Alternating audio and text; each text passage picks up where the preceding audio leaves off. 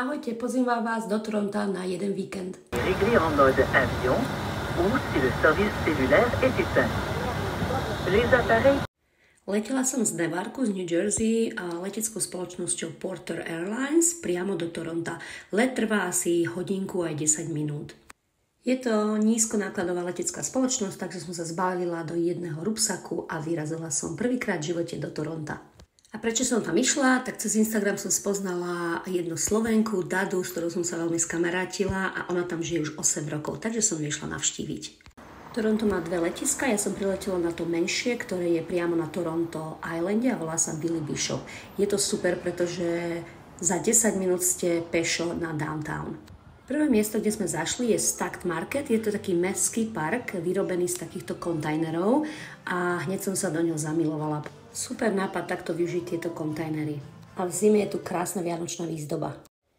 Pokračovali sme ďalej a ďalšie miesto, poviem úprimne, sa mi až tak nepáčilo, ale bohužiaľ je to súčasť veľkomesta. Je to vlastne park, kde stanujú bezdomovci.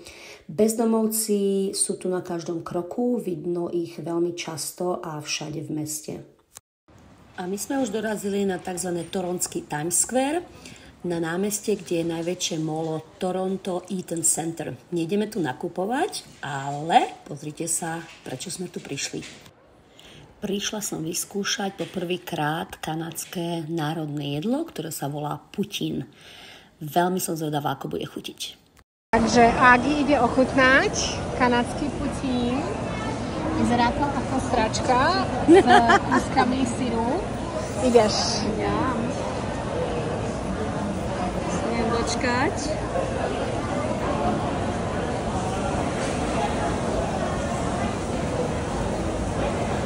Ale aj ten sír si tam daj. Aha. Je to horúce. Áno, pozor.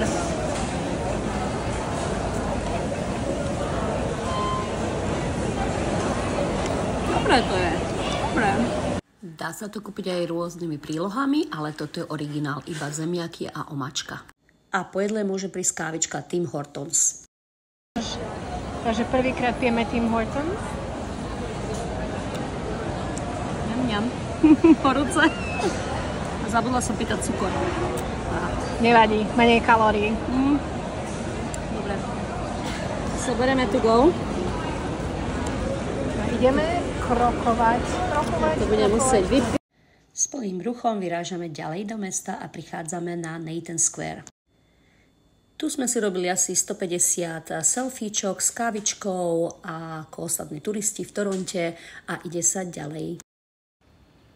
A teraz prichádzame na úplne božské miesto, časť Kensington Market v Toronte, ktorá je taká bohémska, trendy štvrť s rôznymi trendovými obchodíkmi, barmi, reštauráciami, s takým hipsterským vibom. Strašne sa mi táto časť mesta páčila, je to také úplne iné a určite odporúčam tu prísť sa na to pozrieť, ale asi nie úplne, že sami, lebo boli tam aj také rôzne divné osoby. A pokračujeme ďalej, toto bolo úplne úžasné miesto tiež, volá sa to Graffiti Alley, takže je to vlastne taká ulička, kde sú dovolené graffiti. A čo je tu zaujímavé je to, že každý krát, keď tu prídete, nájdete iné graffiti, takže ľudia to vlastne dorábajú, domalúvajú a určite stále, keď prídete, tak nájdete nejaké zaujímavé kúsky, takže veľmi super ulička, Graffiti Alley, určite sa tu príďte pozrieť, keď budete v Toronte. No a samozrejme, ako inak, aj tu sme si urobili 150 fotiek. Toronto má pre mňa úplne iný vibe ako New York City a myslím, že to treba určite zažiť osobne, aby ste pochopili, o čom hovorím. Naozaj na každom kroku, aj počas bežnej prechádzky, tu môžete nájsť nejaké nové umelecké miesta, ktoré stoja za fotku. Takže ako sa cítiš prvý deň? Veľmi sa mi to páči, je to také mesto s takým dobrým vibom, neviem to ani opísať, také, že futuristicko-moderné, s históriou, perfektné jedlo. A keďže jedlo je veľmi dôležitou súčasťou cestovateľského zážitku, nechali sme si zmrzlinku na záver dňa. Prvý deň bol úplne úžasný a hneď som si zamilovala toto mesto a keďže už máme asi 15 000 krokov v nohách, veľmi sa teším do postele a strašne sa teším na deň 2 v Toronte. Dobré ráno, Toronto, je sobota, deň 2 a ide sa na raňajky. A prechádzame priamo pod CN Tower, čo je najpopulárnejšia budova v Toronte. Tu máme ďalej baseballový štadión, Rogers Center a ako ste si všimli, aj tu sú žlté školské autobusy. A tu už vidíte hokejový štadión Scotiabank Arena, kde hraje NHL tým Maple Leafs Toronto. Stretli sme aj hokejistov, jej! Ale iba takýchto. Aby Ďuri vedel, čo sa tu deje, keď tu nie je. Takýmito fešákmi. Či skutočne hrajú títo? Hrávali. Až to už Majú stačiu, hej. Druhý deň. Ako sa máme? Krásne to tu je. Veľmi krásne ráno máme. Počasie je výborné. A hneď vedľa štadiónu je hlavná stanica Union Station. Keby ste chceli ísť z New Yorku do Toronta, dá sa už aj autobusom, stojí to okolo $85. A toto je stanica, kde prídete, alebo budete odchádzať. A toto je budova CIBC, kanadskej banky. A toto je tu úplne nové, túto malú záhradku si tu postavili len nedávno a zamestnanci tu môžu prísť napríklad na obedňajšiu prestávku, porelaxovať a na druhej strane teraz ešte stavajú druhú budovu banky. No a samozrejme som ju priniesla sem, nech si užije. Toto je asi fakt najzladšia fontána, ktorú som kedy videla. Rôzni psíkovia a hore je kostička, takže vlastne im tečú slinky v podobe vody. Strašne zlatá fontána v Toronte. A my pokračujeme ďalej do staršej časti Toronta, Old Town Toronto. Som ani nevedela, že aj Toronto má Flatiron Building.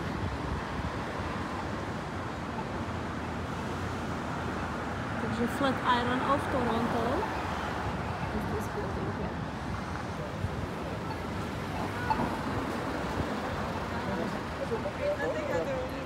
A konečne prichádzam na St. Lawrence Market na raňajky. Je to veľmi populárne trhovisko, vnútorné, čiže nezmoknete a naozaj si tu môžete vybrať rôzne potraviny, najesť sa, kúpiť si pečivo, mäsové výrobky, rybacie výrobky. Má to super atmosféru a keď ste milovníkom jedla, tak sa vám toto miesto bude určite páčiť. Takže ako ti chutí čokoládovo hazelnutový ban? Vynikajúce. Nachodili sme, pozrieme sa na to, 7700 steps. Platilo sa ísť hodinu za týmto raňajkami. Gagi tu má taký fitness pobyt u mňa. Najprv chodza, potom jedlo. A máme aj takto kamošov. Dostávajú zvyšky. Máme čas do týždeň, keď si takto dopraja, my potom toto už potom nepotrebujem. Tu ma ešte zaujalo, že v Kanade sa záchody nevolajú ani toalety, ani restroom, ako u nás v USA, ale washrooms. A teraz už pokračujeme ďalej na pláž a chceli by sme sa dostať na Toronto Island Park. Je to vlastne ostrovček, ktorý sa niekedy dávno oddelil od Toronta a je to také rekreačné mesto s plážami a so športovým využitím. Dneska máme také počasie trošku hmlisté, ale snáď sa na ostrov dostaneme a pozriem si aj toto krásne miesto. Môžete sa tam dostať iba loďou, takže ideme si vybrať nejakú loď a snáď sa nám to počasie vyčasí. Pretože z Toronto Island je nádherný výhľad na mesto a uvidíte celý skyline Toronto. Tam v tej hmle je niekde Toronto Island. A dúfame, že ho neskôr aj uvidíme. Tak sme sa rozhodli pre pirátsku loď a ide sa na ostrov. Lístok tuším stal $15 kanadských na osobu, čo je trošku podľa mňa predražené na 5-6 minút jazdy loďou. Slnka tam je toľko na tým štadiónom.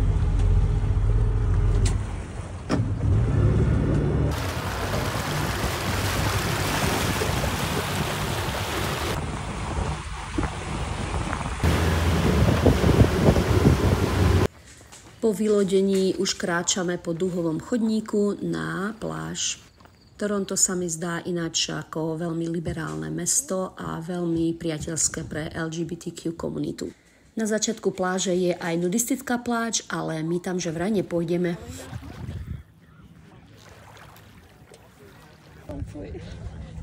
Čo hovoríš? Dáva to ten som nuda pláž, hej. Ale to je optional.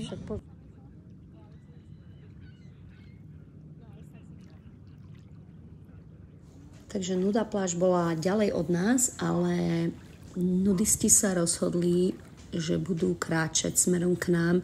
Takže toľko veľa pohlavných údov, ako som videla v tento deň, som už dávno nevidela. Ale bolo to úplne v pohode, sme sa zasmiali. A v strede ostrova je vlastne takáto turistickejšia časť, fontánka, majú tu krásne záhradky a dá sa tu aj najesť. Ďalej tu majú aj zábavný park pre deti, takže naozaj Toronto Island je zábava pre celú rodinu a chodia tu vlastne turisti aj z celej Kanady. Toronto Island nie je iba úplne turistická destinácia, má aj svojich obyvateľov, na ostrove je zopár domčekov, kde ľudia žijú, ale všetko, čo potrebujú k životu, si musia kúpiť v Toronte a priniesť si to loďou na ostrov. No a my už čakáme na našu loď naspäť do Toronta na downtown a ako vidíte, počasie nás stále veľmi nepotešilo, pretože je brutálna hmla. A tam v pozadí trošičku vidno CN Tower. Normálne za slnečného dňa by ste tu videli krásny skyline Toronto ako na pohľadnici. Na ostrove sme si zahrali aj pickleball, pretože tu majú zadarmo tenisové kurty. A my už čakáme na našu loď, ktorou sa zväzíme naspäť do mesta. A vyzerá to, že sa nám ukazuje trošku slniečka.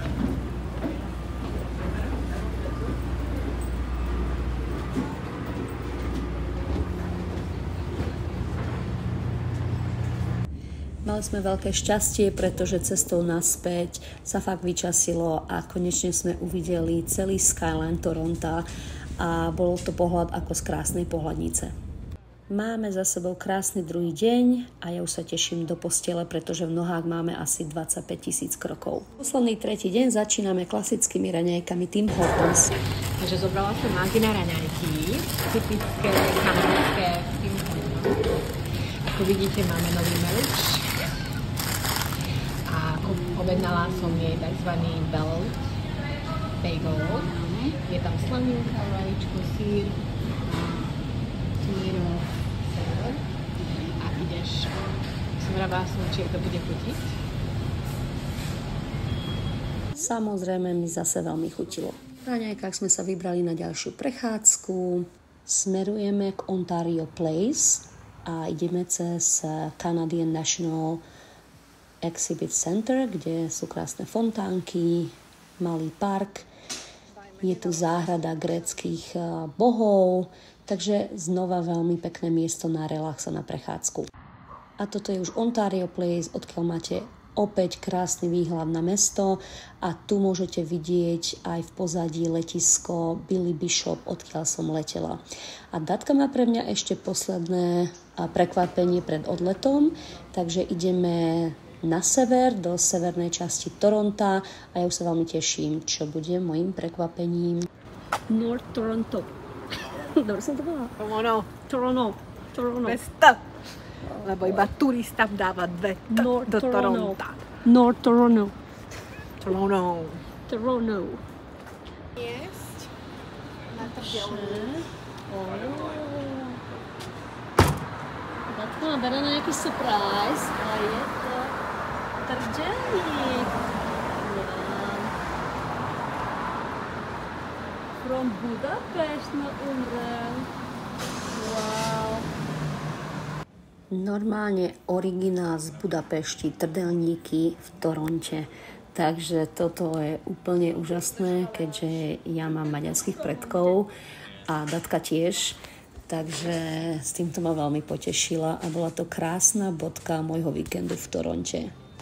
If you want the sit down place, then like there's some other places.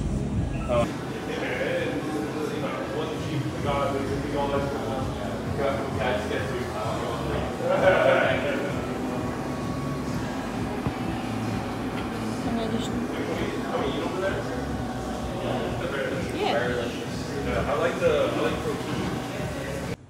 My sme si dali takú špecialitku, trdelník so zmrzlinkou. A na toalete ďalšie prekvapko Budapešť. Na obraze samozrejme. Po tomto zážitku sme ešte zašli do fitka, ktoré je v budove, kde Dada býva. Ukázala som jej nejaké cviky. Porovnali sme ešte cukriky M&M z USA a z Kanady. A potom nám už ostalo iba lúčenie, balenie a cesta na letisko. Letisko, odkiaľ som letela, Billy Bishop, je na Toronto Island. Je to vlastne len 10 minút pešo od downtown. Tu je budova letiska a musíme ísť cez tunel pod Ontario Lake, aby sme sa dostali na terminál. Takže toto vlastne ide tunel a tam pod zemi prejdeme na to letisko, odkiaľ budem odchádzať. A tam som aj prišla. Po 50-minútovom meškaní konečne letím domov do New Jersey a o hodinu 10 minút som už doma. Ďakujem, že ste si pozreli video a teším sa na vás opäť na budúce. Ak sa vám video páčilo, tak dajte like, odberajte môj kanál a vidíme sa v ďalšom videu. Díky, majte krásny deň.